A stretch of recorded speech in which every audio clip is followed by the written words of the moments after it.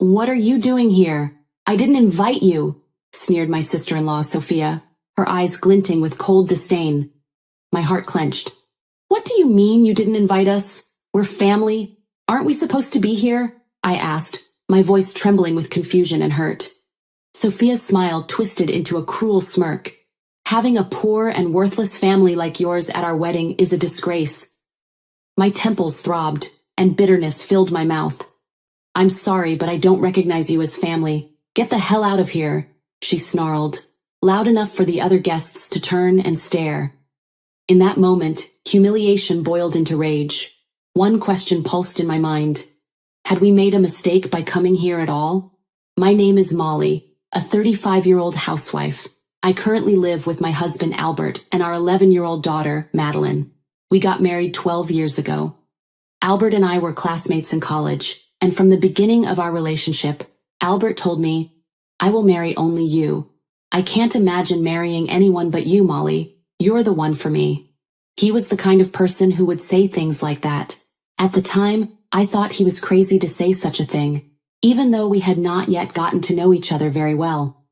But Albert always took good care of me. For example, he made me porridge when I had a cold, did the shopping and laundry for me, and so on. He did a lot for me. I found myself thinking that it's obvious I should be with Albert. Somewhere in my heart, I also began to feel that I would marry him and have a peaceful life. We started dating in the first year of college and had a good time without any big fights. But in the fourth year of college, I think I hit a wall for the first time. I was able to find a job relatively quickly, but Albert was having trouble because he could not get a job offer from the company he wanted. At the time, we were talking about getting married when I graduated from college at the age of 22, but things were not going smoothly. I have a brother, Gavin, who is 2 years older than me, and he was studying hard in medical school, dreaming of becoming a doctor. We were close and frequently contacted each other, and my brother was supportive of my relationship with Albert. "Molly, how are you doing? Is Albert trying to find a job?" Gavin asked one day. "It's not easy in this day and age, is it?" "I guess so. He hasn't been able to find a job. Albert is wondering what he should do now," I admitted. Whenever I talked about this, my brother always took time out of his busy schedule to visit me as a surprise, hoping to cheer me up. My brother and Albert are like real brothers who can talk about anything, and it makes me proud to see them. Albert does not have a close relationship with his family. His parents divorced when he was very young, and he joined his mother's side of the family. He once told me, "My mother was a stay-at-home drunkard who never worked a day in her life. He went to college on a scholarship and had a part-time job after classes were over, so I think he was living on the edge." The past is the past. I believe that if you work hard, good things will happen to you, Albert used to say. My husband did not get a job offer from his first-choice company, but he got a job in sales at a small company, and we moved in together as soon as we both entered the workforce. "It's a great place to live, huh?" Albert asked, his eyes searching mine for reassurance. "It's an old apartment, but I'm sure we will have a good time living together." We were still short of money, so we rented a cheap apartment. After a year of living together, Albert proposed to me, and we got married. My brother, of course, was very happy about our marriage. "Albert, please take good care of Molly from now on. Molly is a bit stubborn, and it may be hard, but I will be there for you if there are any problems," Gavin said. "Gavin, thank you very much. I will spend the rest of my life making Molly happy. You can rest assured," my husband replied sincerely. "He has put me first in his life, even after our marriage," as he declared. Albert's mother, I mean my mother-in-law, was not happy about him getting married. When I went to greet her, she said, "You're only 23. Isn't it too early to get married? Shouldn't you have more fun with other people? Anyway, do what you want, but don't expect me to be at the wedding." I remember that she was the opposite of Albert, who was kind and considerate. This was the first time I understood why Albert never came to his parents' house. My mother-in-law was not at all interested in the wedding, as she had declared, and insisted that she would never attend. Soon after, I became pregnant, and the ceremony had to be postponed.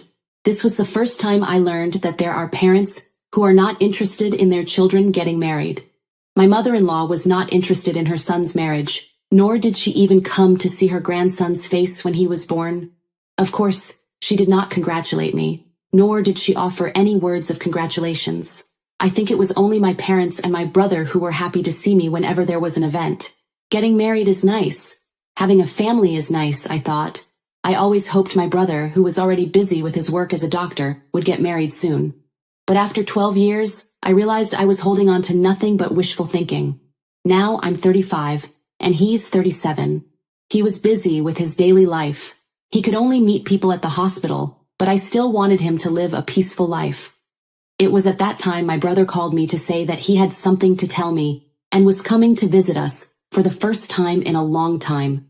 My daughter Madeline was overjoyed. "Uncle Gavin's coming to visit us today, right? Is he going to stay the night? I hope he has a good time," she said excitedly. My brother showed up after work and said with a bright expression on his face, "Actually, I have big news for you today. Don't be too surprised and just listen, okay?" "What is it?" I asked eagerly. He smiled, hesitant to say it. "Could it be you found someone to marry?" I added. "That's right," he confirmed. "Actually, I've got a girlfriend. We're finally getting married. Well, we've only been together a short time, but she's good to me. She's okay with my busy schedule. Her name is Sophia. She's still young, but she's a hard worker. She's 25 years old, 12 years younger than my brother. She's a nurse who met my brother at a hospital and told him that she had always dreamed of becoming a housewife and that she wanted to quit her job to support her family, even though she had obtained her certification. Both Albert and my daughter were happy for my brother, but I had a strange feeling. Her age and the fact that she had been in a relationship for so short a time made me think that it was too quick for them to get married. Moreover, I felt uneasy because of her dream of becoming a housewife, but my brother seemed happy to talk about it. "I had always seen you, Albert, and Madeline so happy. I've always been jealous of you guys. Sophia's in a hurry to get the registration done before the wedding.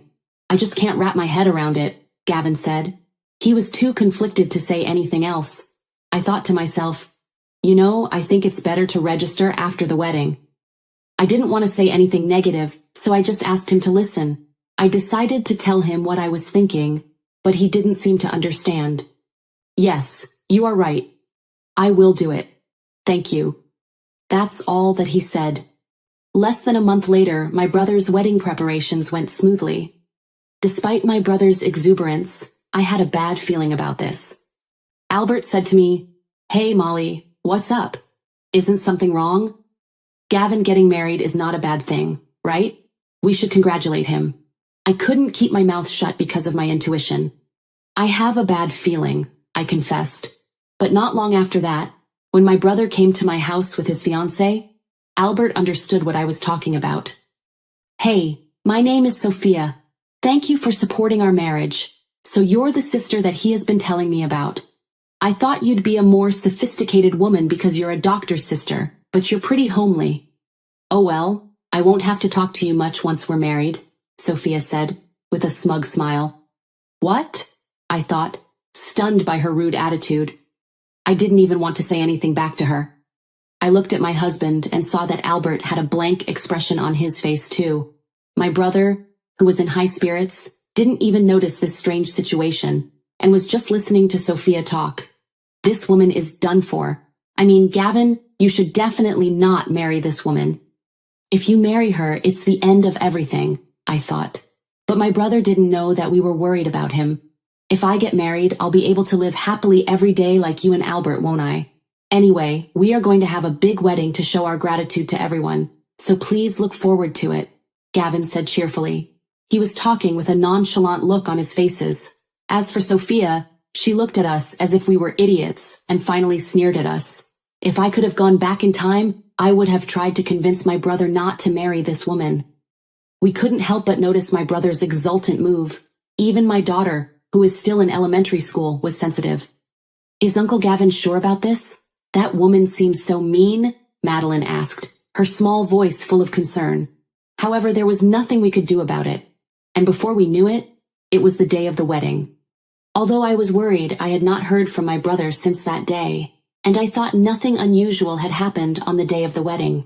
My daughter was looking forward to the wedding. "It's Uncle Gavin's wedding today. I'm so excited. He said he's having a big wedding. I wonder how it's going to be. I've never been to a wedding in my life, so I'm looking forward to it, she said with wide eyes and a big smile. Madeline was so excited, although we didn't have a good opinion of Sophia. We felt that the wedding was a big deal. Even though my husband and I were against the marriage, we decided to congratulate my brother anyway. We dressed up in our formal attire and headed to the wedding venue, looking forward to seeing my brother happy. But as soon as we arrived, we ran into Sophia. We smiled at her, but she suddenly pointed at us and laughed. "What are you guys doing here? I didn't invite you. I told Gavin not to invite you," she added with a sneer. "What do you mean? You didn't invite us? We are family. So aren't we supposed to be here?" I asked, confused and hurt. It's crazy to say such a terrible thing on such a happy day. That's what we thought. But Sophia still had more to say. She looked at us as if we were trash and said something outrageous again. "It's bad for our reputation to have a poor and bottom-feeding family like yours at our wedding. I'm sorry, but I don't recognize you as family. Get the hell out of here," she continued, her tone dripping with disdain. "What?" I exclaimed. My relatives began gathering around us as an uproar started. She looked at us with scornful eyes, taking advantage of our troubled faces, and laughed at us as if telling us to hurry up and go home. What a terrible thing to say. I was getting more and more mad, and wondered if we should have even attended the ceremony. I had spent a fortune on the wedding gift, prepared something special for her, and was genuinely looking forward to today. My daughter already looked like she was going to cry. Albert was already red with anger. Enough. Let's go home, I thought. I don't have to participate after being ridiculed harshly like this. Then let's go home. I thought she was an insane woman, but I never thought she would say such a terrible thing. My father said that while holding back his laughter. My brother and sister-in-law just looked at each other, not understanding why my father was laughing. Gavin looked pale, but to be honest, we didn't care anymore. "I agree, let's go home. No need to pay a lot of money for someone like this," my husband said. Then Sophia snapped, "What? What are you talking about? I was just expressing my honest opinion. What's wrong with saying you're a poor family? And it's true that it's going to ruin our reputation."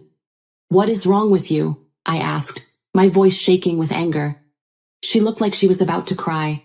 My father immediately started to get ready to go home, and my mother said with a look of disgust on her face, "Sophia, you're saying that my daughter's family is poor and are bottom feeders? Don't judge people by their looks."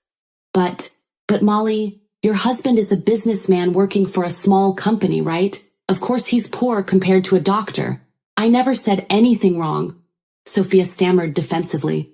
"Albert worked as an office worker for the entire decade. But lately, things have changed drastically.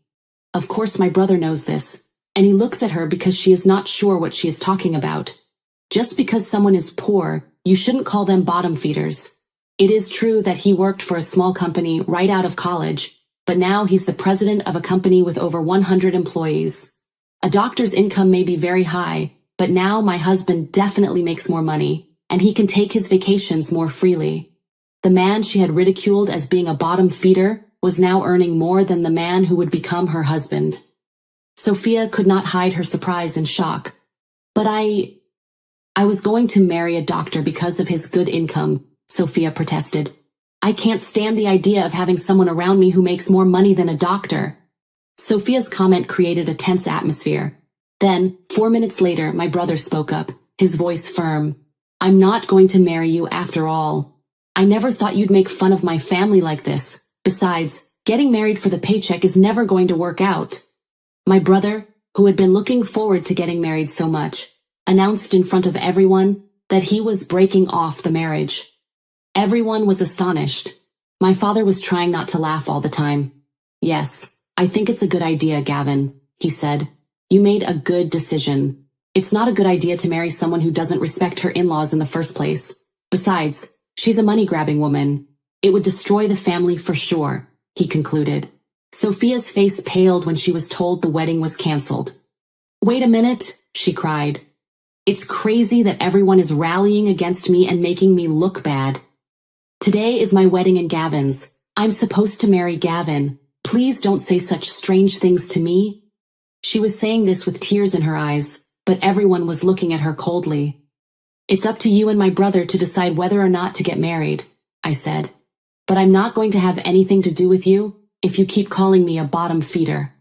Me neither, Albert added. I'm not going to have anything to do with you if you make fun of our family. We'll leave you now, Albert and I said to Sophia, who was crying. I've been made fun of a lot in my life, so it felt nice to say something like that. We left the wedding hall, and shortly afterwards, my parents and brother had a meeting with Sophia's family and decided to cancel the marriage. Sophia broke down in tears at the sudden cancellation of the marriage and kept insisting that she would definitely get married. There's no way he'd cancel the wedding so soon, Sophia sobbed. I'm going to marry a doctor and live a life of luxury. The more Sophia talked, the more awkward the atmosphere became. In the end, it seemed that Sophia's brother was the only sane one in the family. You know, you shouldn't do this, he told her. It's so embarrassing. It's your fault, isn't it? I can forgive you for trying to marry a doctor for his fortune. Her brother tried to convince her. He then suggested, the person who caused the trouble should pay the cancellation fee of the wedding. I heard that Sophia's side paid all the fees, perhaps because they didn't want to make things worse. I guess my brother might have been shocked that he could not marry her. But as for me, I'm glad that he could see her true nature before marrying her, instead of marrying her and having her be in control of everything. As for Sophia, all I can say is, take that. After that, my brother came to our house to apologize to us. We thought he would be depressed, but no. Actually, I'm glad, he said with a relieved smile. I almost became a divorcee, you know. You told me that we should get registered after the wedding, and I'm glad we didn't do it before. Thank you, he said to me. I'm so relieved to hear that you're doing better than I thought, I replied. My daughter cried too. Uncle Gavin, she said softly, I hope you find someone kind this time. You're a cool guy and have a very kind personality, so I'm sure you will find someone nice soon. She made a smile. Anyway, my brother seems to be in good health, and we were relieved that we didn't have to pay any unnecessary money. After that, my husband and I were laughing. We said we'd need to keep an eye on my brother from time to make sure he doesn't get caught by some strange woman. But we hope that one day, he will meet someone with whom he will feel at ease.